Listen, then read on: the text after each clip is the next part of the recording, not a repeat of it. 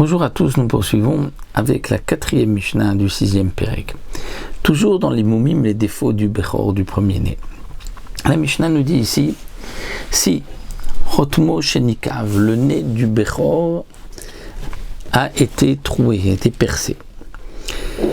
Et nous dit le Barthénora, il s'agit donc des parois qui donnent vers l'extérieur et qu'on voit donc le trou de l'extérieur. Mais si c'est à l'intérieur, comme dans le nez, il y a une partie au milieu qui sépare un trou de l'autre, et s'il y a là-bas un trou, dans ce cas-là, ce n'est pas un moum, ce n'est pas un défaut, puisque c'est caché. Il faut que ce soit un moum bégalouille, comme nous l'avons vu, qu'on apprenait d'un pasouk.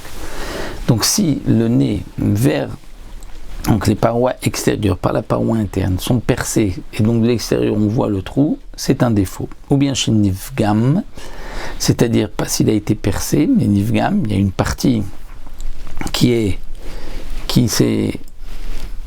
été enlevée, qui a été épluchée, et même si c'est, comme dit le Barthénora, chez Tarkor Batsporim, c'est-à-dire que lorsqu'on touche le nez, on sent que l'ongle accroche, donc même un tout petit peu.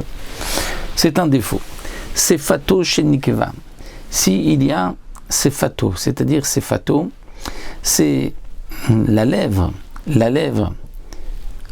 donc la ligne extérieure, nous dit le Barthénora, c'est-à-dire pas là où les deux, la partie de la lèvre inférieure et supérieure se touchent, mais ce qui suit après, si là-bas elle a été nikva percée, ou nivgema, ou une partie coupée, ou bien nisdeka, ou même ouverte, fendillée, eh bien dans ce cas-là, c'est un défaut. La Mishnah continue avec Chitav achitzonot chez nivgemu chez nigmemu. Chitav, le Barthénora explique qu'il s'agit des dents. D'après Rashi, Chitav c'est plutôt la gencive, mais on va suivre l'explication du Barthénora, les dents achitzonot, donc extérieures, celles qui sont au milieu de la bouche, dit le Barthénora, donc devant, chez nivgemu, qui sont manquantes, dit maintenant, ou chez nigmemu, ou bien qui se sont un petit peu décomposés, il n'en reste qu'un tout petit peu, il reste qu'une petite trace, mais elles ne sortent pas de la gencive. Véa pnimiotes, ou s'il s'agit des pnimiotes, c'est-à-dire des mâchoires, plus à l'intérieur, mais qui ont été déracinées complètement, c'est là que c'est un défaut. Mais si juste il y a un morceau qui manque, c'est-à-dire que dans Chitav, à Chitzonotexio, même chez Nivgemu, c'est-à-dire Nersero, même s'il y a un petit morceau qui manque,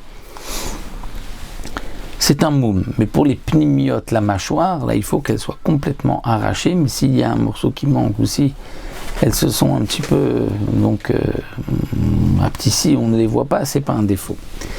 Rabbi Chanina ben Antignos Omer en botkim min hamat'imot velifnim aflo et hamat'imot. Rabbi Chanina ben Antignos n'est pas d'accord avec Tanakama, il pense que c'est dans les mâchoires qu'on appelle les matimot, un peu la shon théomode, jumelles, puisque c'est les mâchoires, on a l'impression que c'est deux dents collées l'une à côté de l'autre.